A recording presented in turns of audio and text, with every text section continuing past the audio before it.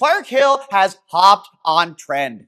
Coach Greg here, and in this week's episode of Clark's Kitchen, Clark Hill has gone to the dark side. And now he says he's got 3 macro-friendly takes on viral trending recipes. I got a list of all he's making, and I am shocked. This week he's making the viral custard toast, a gochujang shrimp stir fry, and get this, birthday cake Crumbl cookies. Now, is he making them macro-friendly, and is he making them naturally? I don't know. I haven't seen the video, and they're not in my anabolic cookbook. My name's Clark Hill. I'm an online fitness coach, occasional impressions guy, We're eating a viral recipe I found on TikTok. but most importantly, I love to eat. Now, I'm taking you behind the scenes to show you what I eat, Boneless, skinless chicken thighs. why I eat it, This is one of the tricks I like to use if I'm cutting. and how you can make it yourself to reach your fitness goals, enjoying every bite. I'm pulling back the curtain on everything. In this series, you'll see the good, This looks amazing. the bad, So I think this is gonna be better going in 2 mugs. and the macro-friendly. Welcome to my kitchen. First, my high-protein take on the viral custard toast. Starting out, cracking our large eggs. Normally, I don't buy any other kind of eggs but large. Making 2 servings at once, so I'm gonna crack 1. We're gonna add one of my favorite ingredients, plain non-fat Greek yogurt, just 1 serving, so that's 170 grams. Again, this tells you 3/4 cups. You could do it 3/4 cup just measuring, or you could do it on the food scale, which is the way I prefer to do it. No fancy technique here. You're just gonna pour it in until it says 170. Simple as that. We're gonna sweeten it with some sugar-free syrup. Again, store brand for a lot of these things is what I buy. I kind of recommend you do that. You really don't taste the difference most of the time. Now, to make sure it doesn't get too sweet and still taste like actual custard, we're gonna add in some lemon juice. You could do it fresh squeeze. You could do just this plastic jug. Again, doesn't matter. I try not to overcomplicate it when it comes to ingredients. It says lemon juice, buy lemon juice, who cares?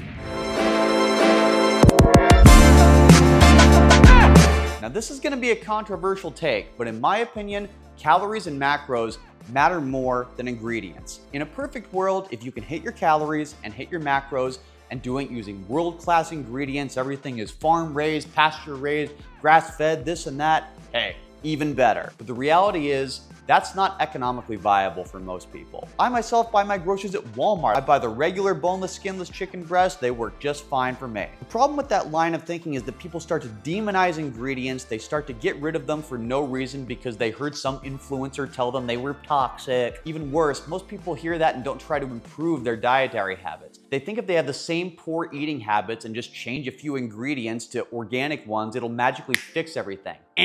Doesn't work that way. It's not like if you eat a gluten-free cookie, the idea of a calorie surplus no longer applies to you. If you eat a calorie surplus with gluten-free cookies versus regular ones, you're gonna gain weight no matter what. Personally, I would rather see a client hit their calories and hit their macros using okay ingredients than use the cleanest ingredients possible and not even be close. Hit your calories, hit your macros. If you wanna focus on high-quality ingredients later, go for it.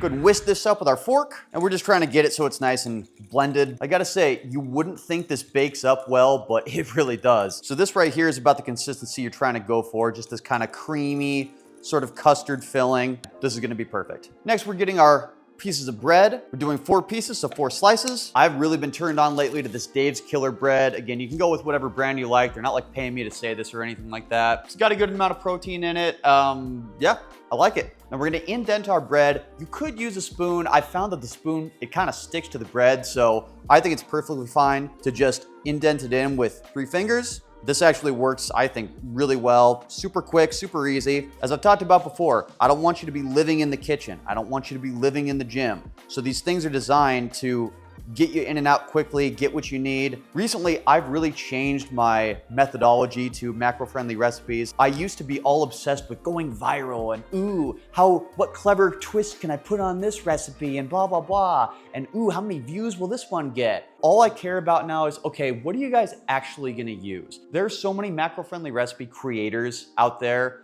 that make a bunch of stuff, and I can personally tell you, I've scrolled through and I've saved some things sometime. I don't think I've made a single one So nowadays, I want to make things that I know you're actually going to use. This is quick and easy to set up, so I feel like you guys are actually going to use this. I've stopped going at it from a recipe creator mindset, and I've started going at it from a fitness coach mindset of trying to help guys build muscle and lose fat, eating their favorite foods. What is actually going to help you do that? Is it going to be some crazy souffle thing that takes 45 minutes, or is it going to be some bread that takes a few ingredients, you throw it in the air fryer, and you're on your way? We're going to make these in the air fryer, and this part is optional, but it is something I really do recommend. I'm going to use these little air fryer liner sheets. These are like 100 sheets. I got on Amazon for like 10 bucks, so they're super cheap, but it's really, really nice and not having to like scrub out your air fryer every single time you use something. So if you guys are interested in this, I'll put the link down in the description. Again, it's just on Amazon. It's like 10 bucks, but I think they're worth it. This is why I really like the dual zone air fryer, because you can do two things at once and you can make a bigger batch. So when it all is said and done, this actually fits in here pretty perfectly. So all you're gonna do now is just spoon in your mixture, throw it in the air fryer. I'm going 350 for 10 minutes. I've noticed that when you use the dual function, it tends to not get as hot in either one because it distributes it more. So 350 for 10 minutes, I found that's like a sweet spot. And I'm going a little bit different. I've seen a lot of things on TikTok of people using blueberries on this, which I guess makes sense, lemon, blueberry.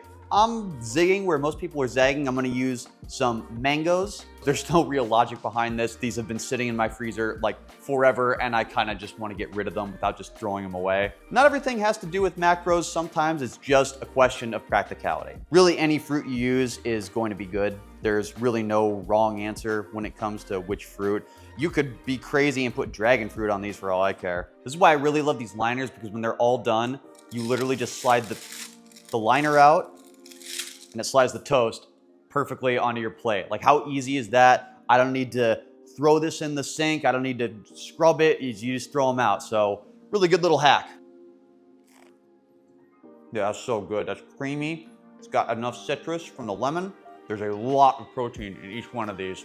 Yeah, this is fantastic. Add a high protein side like a couple slices of turkey bacon, and you've got the makings of a muscle building breakfast. Next up, a gochujang shrimp stir fry. We gotta start off with our protein, in which case we're using some frozen shrimp. I buy the kind with the tails and the shells already off. Ain't nobody got time for that, all right? Now, seafood is not something that I eat very often. It's not really a protein I go for. Me, it's more of a special occasion kind of thing. And when I do, I very rarely get fish. I'm just not the biggest fan of it. But I do like shellfish a lot.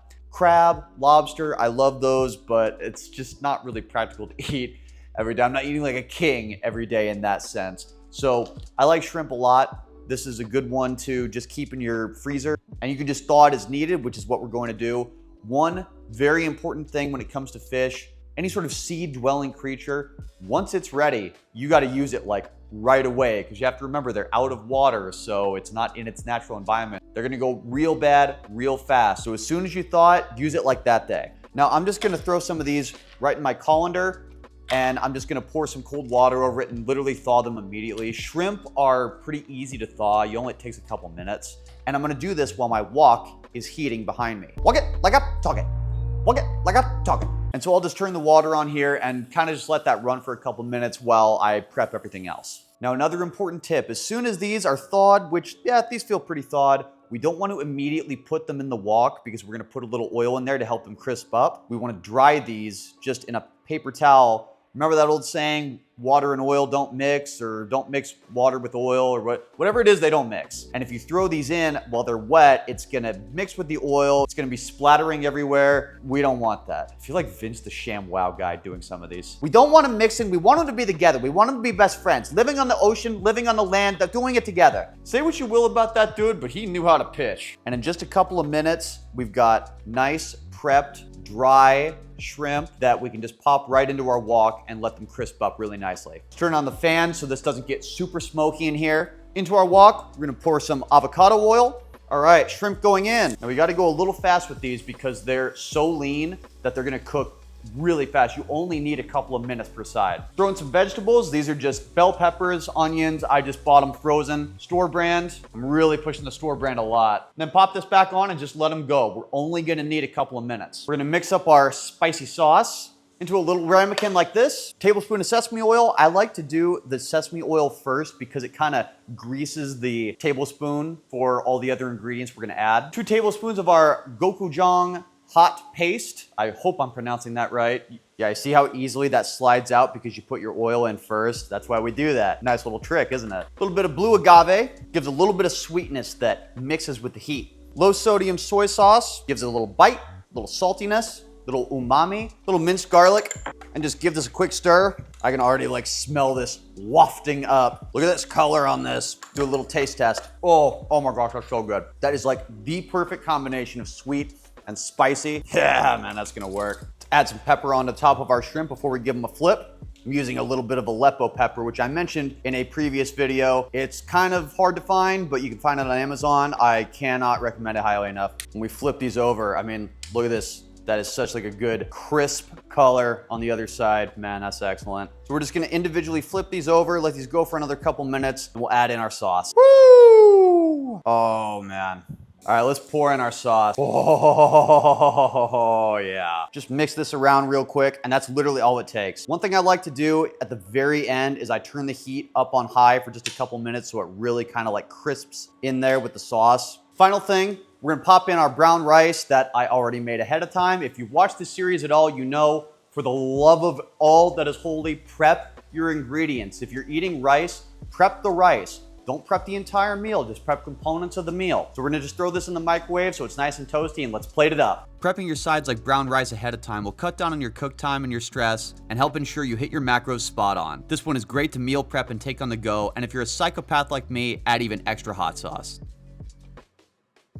Nailed it. Finally, a high protein birthday cake Crumbl cookie. All right, let's lob off a tablespoon of our grass-fed butter. Now, you might not know this from some of the things I've said in some of these episodes, but dietary fat is not a bad thing. You actually need some fat in your diet for proper hormone function, things like that. Too much of a good thing is a bad thing. And fat, as I've explained before, is more calorie dense than protein and carbs. Protein and carbs have 4 calories per gram. Fat has 9 calories per gram. When you add a lot of fat into something, you're racking up the calories like crazy. We don't want to go no fat. We just don't need an entire stick of butter for cookies. What should you do if you get off track with your diet? This is a question I get asked a lot, and I have a very simple answer: nothing. Absolutely nothing. Do not try and over diet the next day. Do not try and burn extra calories to make up for it. All you have to do is go right back on your normal routine. Think about it this way. Let's say you were trying to get 10,000 steps a day and you missed a day. Then you thought to yourself, well, I'll just get 20,000 steps the next day to make up for it. Well, what happens if you skip that day? Now you have to do 30,000 steps? What happens if you skip that day? What happens if you get to Friday and you say, now I have to get 50,000 steps to make up for the week? 10,000 steps is about 5 miles. So you're gonna walk 25 miles in one day. Really? Yeah, I don't think so. Do not try to overcompensate. Do not try to work it off. Do not try to earn your calories. Do not do that to yourself. It's like when a quarterback throws an interception. Shrug it off and move on to the next play.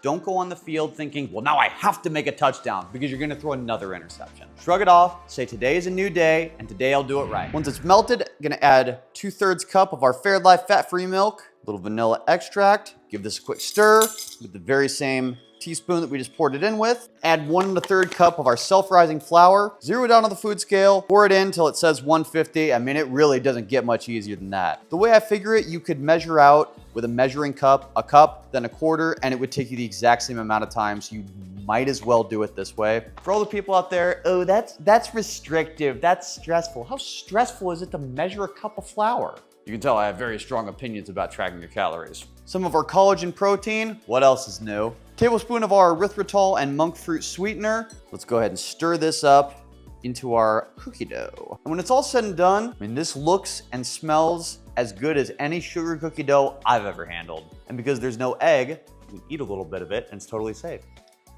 I feel like a kid on Christmas. All right, let's pop these in the oven, 350 for 15 minutes. Now our cookies are almost done, so before they are, let's whip up our buttercream frosting. We're gonna take some reduced fat cream cheese, some of our swerve powdered sugar, a little bit of our sugar-free, fat-free Jell-O mix, and finally some reduced fat buttermilk. And then let's just stir this up so it gets nice and creamy. You guys are lucky because this is the first time I've ever actually tried making a sort of buttercream frosting this way, so I'm really hoping it turns out well, because not only do I make these recipes, what you see in these episodes, this is what I eat for the whole week. I decide on a menu at the beginning of the week and I stick to it. I stick to it because they're foods I like eating. The way I look at it, you're gonna get tired of eating Tupperwares of ground turkey and rice, but if your diet consists of macro-friendly Crumbl cookies, how are you possibly ever going to get tired of that? That's the way I've been doing it for almost 5 years now, and it's worked out pretty well so far. Look at these. Man, these are like this perfect golden brown.